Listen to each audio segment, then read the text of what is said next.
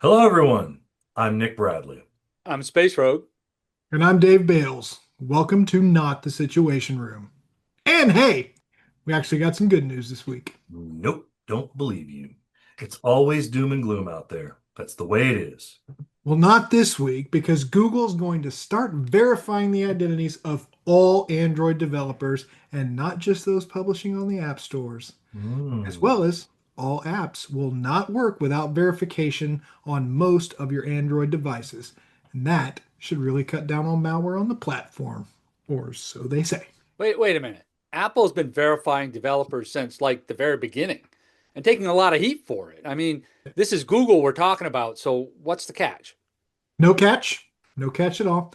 They just won't start doing it until next year, and they won't start disabling the non-verified apps for a few more years. Though I still have a hard time wondering exactly how many a few is.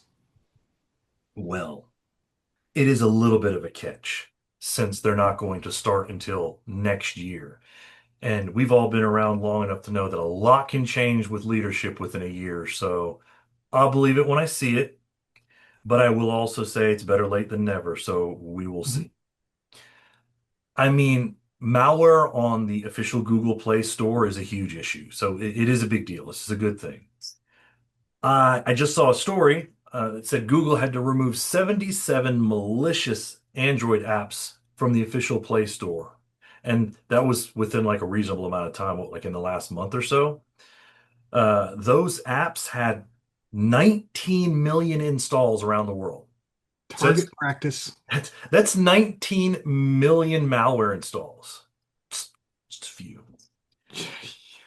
We're talking about apps that, send text messages, take screenshots, make phone calls, steal contact lists, access device information, subscribes users to premium services, and so on, and so on, and so on. 19 million downloads. I feel That's like that's just crazy pants. I mean, what the hell's Google doing over there?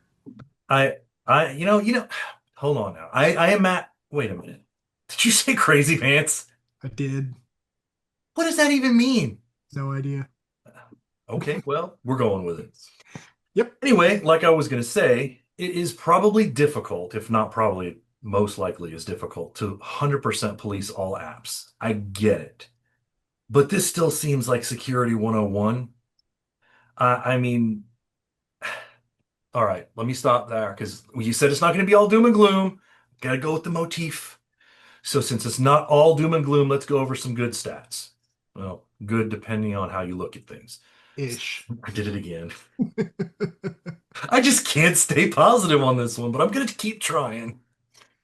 So in 2024, Google blocked over 2.36 million violating apps from, they are vile too, but violating apps from being published on the Play Store. So that's 2.36 million that never even made it to the store.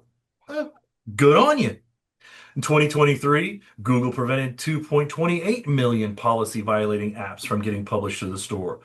So, well, it could have been worse. I guess 77 in the space of 2.5 million or whatever isn't very many. But to be fair, I mean, Apple gets the occasional malware app that makes it past the review and onto the Apple Store, but they don't get 77 apps all at once. And there's definitely not 19 million downloads. I mean, like you said, Dave, that's crazy pants. Well, that's why it's good news that Google is finally going to start verifying their developers. Not all doom and gloom. Right. Well, also let's make sure we understand what we're comparing here. We are in a sense comparing a little bit of apples to oranges or apples to Googles. Or Anyway, tactical bananas. oh, not today. And what I'm getting at is we're talking about apps that got published for download, they were accessible and they were downloaded, versus apps that never made it due to processes and procedures in place to block them in the first place. So they are two different things. So no, we say 77 apps that were removed. Those are 77 that made it through. The 2 million plus or 2.5 million plus are ones that never made it.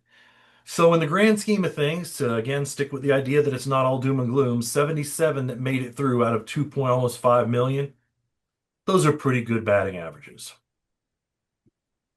So what I was gonna say though is the next thing now is look out for bad actors attempting to steal the verified developer identities and signing keys. 2 weeks as a row as a devil's advocate. I mean, you, if you don't be careful, people are going to start to get us confused even more than they already do. Mwahaha. Well, look, some developers like the open nature of Google's ecosystem, and some prefer the closed nature of Apple's ecosystem. Google claims they can be both open and secure at the same time, but if you look at the history of the Google Play Store, it sort of seems to indicate that open and secure is challenging for Google. Now, let's hope these changes Google is making will actually make a difference without actually being too stifling. Well, we shouldn't let Apple off the hook here too. But Dave, not letting Apple off the hook. Oh, please continue. Oh, yeah, I know it's weird, but they claim to have stopped 2 million bad apps last year and blocked over $9 billion in fraudulent transactions. So the main difference here is the human review process that Apple takes. But from my understanding, that's about to become a thing of the past with Apple's dive into the AI game. So my guess is that we're going to see Apple in the same boat as Google in just a matter of time, maybe a Right. few years. Because that's the way Google does it. It's mostly AI driven now. Yeah, well, So those numbers I gave you earlier in the stats, those at least the 2024 one was supposedly AI driven. But I still find it funny that now you're the cynic. So even I'm confused as to who's who now. But for the record, I think that open and secure are oxymorons. I don't think it's a thing. And I'm an Android fan. So how about that one for you? I'm having so many mental issues right now. I think the takeaway Well, here, I think the takeaway here is that the mobile app stores, regardless of the vendor, they're cesspools. Cesspools indeed. I mean, it's all just crazy pants. And we have not Mhm. even touched on the topic of malicious app stores out there pretending to be Google Play or Google Play or Apple's App Store. Next time, Space. Next time.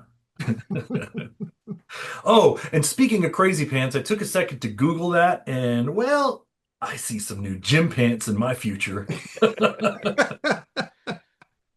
Anyway, let us know what you think about what we covered here today, including the crazy pants. Google them. You'll love it. Do you agree? Disagree? All feedback is welcome. Like, share, comment, and We'll see you next time.